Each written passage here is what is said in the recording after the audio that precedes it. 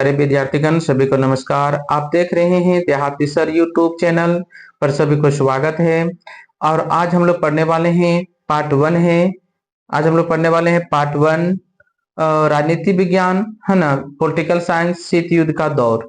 और पढ़ेंगे हम लोग वस्तुनिष्ठ प्रश्न। ठीक है, देखिए पहला प्रश्न है, पूर्व बनाम पश्चिम पदबंध का आशय किसे है। ठीक है, तो पूर्व बनाम पश्चिम देखिए बोलता है कि दो महाशक्तियों देश, ठीक है, दो महाशक्तियों देश जिसे संयुक्त राज्य अमेरिका और सोवियत संघ के बीच जो होते हैं तनावपूर्ण संबंधों को उभरता हुआ। ठीक है, बोलता है इसका आरंभ जो होता है यूरोप में हुआ, जहां पूर्वी देश के सोवियत संघ के घेरों में आते चले गए और बढ़ते हुए साम्यवादी प्रभाव को रोकने के लिए पश्चिमी यूरोप के कौन, अमेरिका, पश्चिमी यूरोप के जो होता है अमेरिका जो होता है इसके शिविर में चलता गया। बोलता है जिससे इसे क्या कहते हैं, पूर्व बनाम पश्चिम चला गया।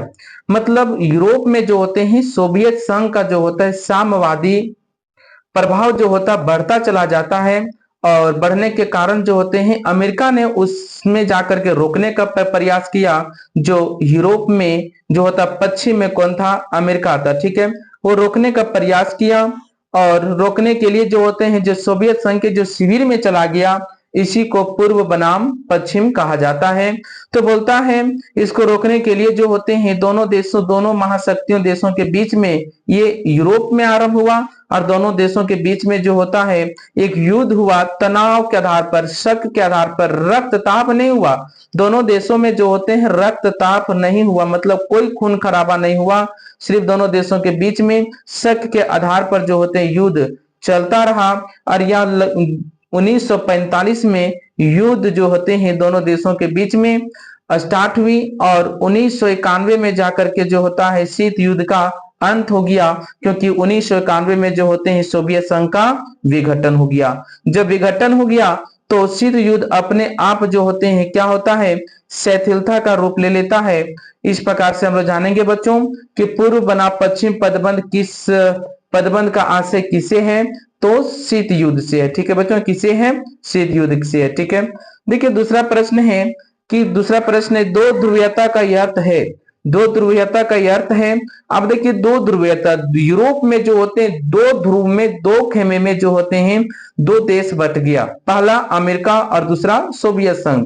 जो पश्चिम में अमेरिका था और पूर्व में जो था कौन था, सोवियत संघ था। ठीक है, पूर्व में कौन था, सोवियत संघ था। ठीक है, तो बोलता है दो देशों का जो होता है ये ध्रुव बन गया, जिसको हम लोग दो ध्रुवीयता के नाम से जानते हैं, और दोनों अपनी शक्तिशाली का परिचायक बन गया। ठीक है, तो देखिए बोलता है पहला ऑप्शन है अमेरिका का प्रभाव, दूसरा है सोवियत संघ का प्रभुत्व, तीसरा है अमेरिका व सोवियत संघ का प्रतिद्वंदी का प्रभुत्व, और चौथा है सोवियत संघ व चीन का प्रभुत्व। देखिए इसका राइट आंसर घ होगा, अमेरिका व सोवियत संघ का प्रतिद्वंदी, यानी कि अमेरिका और सोवियत संघ दोनों का जो प्रभुत्व रहा वो क्या रहा, बराबर रहा। तनाव शैथिल्य का दौर जो होता है कब शुरू हुआ, तीसरा प्रश्न है, तनाव शैथिल्य का दौर कब शुरू हुआ। देखिए तनाव शैथिल्य में दोनों देशों के बीच में जो तनाव हुआ उसमें शिथिलता आई। शिथिलता मतलब होता है तनाव में कमी आना। ठीक है, तो वो दौर कब शुरू हुआ, तो कहाँ है, अमेरिका और सोवियत संघ के बीच में। ठीक है, देखिए पहला ऑप्शन है 1945 के बाद, ख ऑप्शन 1960 के बाद, ग ऑप्शन 1970 के बाद, घ ऑप्शन 1980 के बाद। तो तीसरा के राइट आंसर होगा 1970 के बाद होगा। ठीक है, दोनों देशों के बीच में जो होते हैं तनाव की शैथिल्य का दौर शुरू हो गया था। ठीक है, देखिए चौथा प्रश्न है, पहला गुट निरपेक्ष आंदोलन सम्मेलन कहाँ शुरू हुआ। पहला गुट निरपेक्ष सम्मेलन कहाँ शुरू हुआ। ठीक है, तो देखिए पहला गुट निरपेक्ष सम्मेलन जो होता है ऑप्शन दिया है क नई दिल्ली में, ख बलग्रेड में, ग कैरो में, घ हवाना में। तो बच्चों ध्यान दीजिएगा कि पहला गुट निरपेक्ष सम्मेलन जो होता है बेलग्रेड, यानी कि ख ऑप्शन सही होगा, बेलग्रेड में हुआ था इसका सम्मेलन। और बेलग्रेड जो होता है बच्चों ध्यान से सुनेंगे, बेलग्रेड जो होता है यूगोस्लाविया में हुआ था। यूगोस्लाविया में एक स्थान के नाम है बेलग्रेड, वहीं पर ये हुआ था। ठीक है, देखिए गुट निरपेक्ष का मतलब हुआ कि जब दोनों देशों के बीच में, यूरोप में दोनों गुटों के बीच में वैसे विश्व के वैसे देश जो शामिल नहीं होना चाहता था, है ना, कि दोनों गुटों में जो था शामिल नहीं होना चाहता था, उसके लिए जो होता है एक अलग आंदोलन बनाया गया, गुट निरपेक्ष आंदोलन। ठीक है, वैसे दुनिया का वैसे देश, विश्व का वैसे देश जो शांति से रहना चाहते हैं, शांति से जीना चाहते हैं, वह देश गुट निरपेक्ष में आकर के मिल जाए, है ना, और अपना देश को आप सुख शांति से रख सकें। तो दोनों देशों को गुटों से बेचने के लिए जो होता है, बचने के लिए जो होता है, गुट निरपेक्ष आंदोलन को बनाया गया था। ठीक है बच्चों, तो इसका पहला सम्मेलन कहाँ हुआ बताएं? खा ऑप्शन बेलग्रेड में हुआ था। ठीक है, देखिए पांचवा प्रश्न है कि सोवियत संघ ने कौन सा सैनिक गुट बनाया था? समझिए कि दोनों देश जो होते हैं, यूरोप में जो होता है अमेरिका, पश्चिम में और पूर्व में सोवियत संघ, दोनों देश जो होते हैं, यूरोप के अनेक देश जो होते हैं, दोनों देशों के गुटों में जाकर के शामिल होना शुरू कर दिया। तो सभी देश जो होते हैं, पश्चिमी में अमेरिका भी और पूर्व में सोवियत संघ भी मिल करके जो होते हैं अपना अपना, वैसे देश जो अमेरिका के साथ में शामिल हुआ, यूरोप के कुछ ऐसे देश जो सोवियत संघ के साथ जाके शामिल हुआ, है ना, तो उन सभी देशों ने मिलकर के अपना जो होता है रक्षा के लिए जो होता है एक सैनिक गुट बनाना शुरू कर दिया कि हम पर यदि कोई आक्रमण करता है तो किसी एक गुट के सब देश मिल करके जो होते हैं दूसरे गुट के देशों पर हम लोग आक्रमण कर देंगे। ठीक है, तो इसके लिए सोवियत संघ जो होते हैं एक सैनिक गुट बनाया था। उस सैनिक गुट का नाम क्या है बच्चों? आप ध्यान से देखेंगे, बोलता है नाटो, खा है सीटो, गा है सेंटो, घा है वर्षा संधि। तो आपका राइट आंसर होगा घा होगा, वर्षा संधि इसका राइट आंसर होगा। ठीक है, देखिए छठा प्रश्न है कि G77 का आशय दुनिया के किन देशों से है? तो G77 का मतलब होता क्या है पहले वो समझिए। ठीक है, G77 का मतलब होता है कि जी मतलब ग्रुप हो गया, 77 मतलब देश हो गया। ठीक है, बोलता विकासशील देशों का यह समूह था जिसका स्थापना 15 जून, जिसका स्थापना जो था 15 जून 1964 में हुआ था। ठीक है, इसका उद्देश्य था क्या? इसका उद्देश्य था कि विश्व स्तर पर आर्थिक और सामाजिक विकास, व्यापार, वित्त और जलवायु परिवर्तन जैसे मुद्दों पर विकासशील देशों के हितों की रक्षा और सहयोग की बढ़ावा देना। क्योंकि विकसित देश जो होते हैं विकास कर चुके थे, विकासशील देश जो होते हैं विकास नहीं किए थे, तो भाई विकासशील देशों के भी तो विकास करना होगा ना।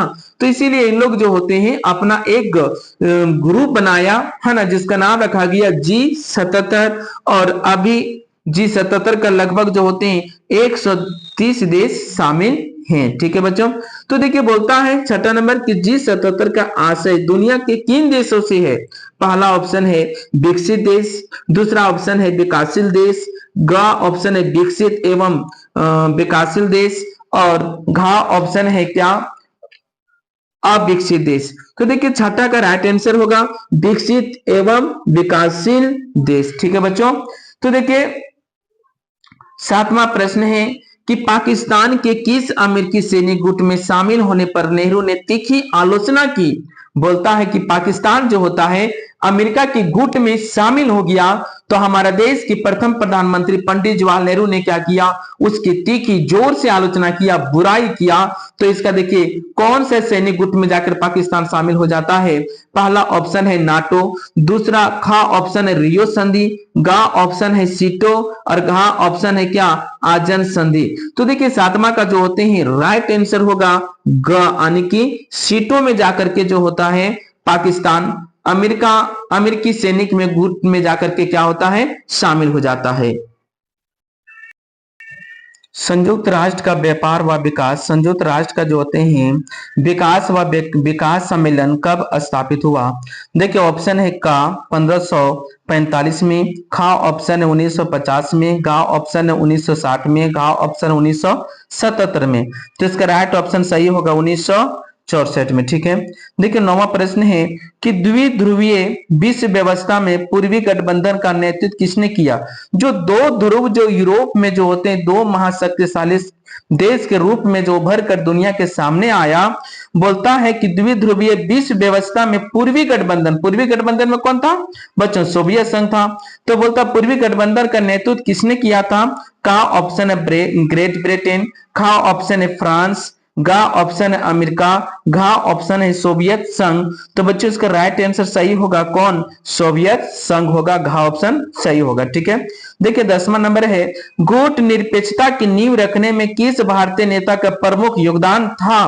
बोलता गुट निरपेक्षता जो होता है, गुट निरपेक्ष आंदोलन का जो नींव मतलब बुनियादी है ना, जो रखने में किस भारत का जो नेता था उसका प्रमुख योगदान था। ठीक है, तो देखेंगे कौन था, महात्मा गांधी, खा option doctor B R Ambedkar, गा ऑप्शन है जवाहरलाल नेहरू, घा ऑप्शन है सरदार वल्लभ भाई पटेल। हाँ ठीक है, इसका घा आंसर सही होगा जवाहरलाल नेहरू, क्योंकि ये हमारे देश के प्रथम प्रधानमंत्री थे और उसी यही जो होते हैं भारत की गुट निरपेक्षता की नींव रखने में बहुत महत्वपूर्ण योगदान दिए। ठीक है, देखिए 11 नंबर प्रश्न है, प्रथम गुट निरपेक्ष सम्मेलन के अध्यक्ष कौन थे। जो प्रथम गुट निरपेक्ष सम्मेलन हुआ उसका अध्यक्ष कौन थे। बोलता का ऑप्शन है जवाहरलाल नेहरू, खा ऑप्शन सुकुर्नो, गा ऑप्शन अब्दुल नासिर, घा ऑप्शन मार्शल टीटो। तो इसका राइट ऑप्शन होगा कौन, मार्शल टीटो। ठीक है, कौन क्या होगा इसका राइट आंसर, मार्शल टीटो होगा, घा ऑप्शन। ठीक है, देखिए 12वां नंबर है, इनमें से किसने खुले द्वार की नीति अपनाई।